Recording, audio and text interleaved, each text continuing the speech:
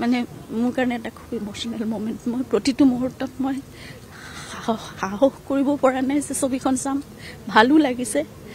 মই আজিলৈকে কিন্তু কাম চলি থাকোঁতে মই স্ক্ৰীণত মানে ভালকৈ চাব পৰা নাই। এটা গানো মই চালে কি মানে চাইছোঁ, কিন্তু মই সম্পূৰ্ণ কেনেকৈ ছবিখন চাম সেইটো কাৰণে মই নিজক প্ৰস্তুতো কৰিব পৰা নাই এতিয়ালৈকে। মই ভাবি আছোঁ চাবগৈতো লাগিবই, আৰু সকলোৱে ইমান ইতিমধ্যে মৰম দিছে জানো। জুবিনৰ যিটো সপোন সেয়া পূৰা হ'ব, কিন্তু এটাই দুখ যে তেওঁ নিজৰ স্বচক্ষে সেয়া যদি চাবলৈ পালেহেঁতেন আজি বহুত সুখী হ'লহেঁতেন।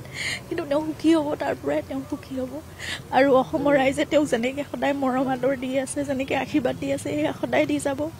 অসমীয়া ছবিৰ যিটো মাত্ৰা, যিটো যাত্ৰা তেওঁ চাব বিচাৰিছিলে, সেয়া তেওঁৰ সপোন পূৰা হ'ব ৰৈ ৰৈ বিনালীৰ যোগেদি। আৰু ইয়াৰ পিছত আহিবলগীয়া সকলো অসমীয়া ছবিয়ে ইয়াতকৈ বেছি ভাল কৰিব। অসমীয়া ছবি এটা সাংঘাতিক ধৰণৰ উত্তৰ আমি তেওঁ যি সপোন দেখিছিলে বা আমি যি তেওঁৰ সৈতে কাম কৰি সপোন দেখিছিলোঁ, সেয়া সম্পূৰ্ণ হ'ব। সেইকাৰণে ভাল লাগিছে।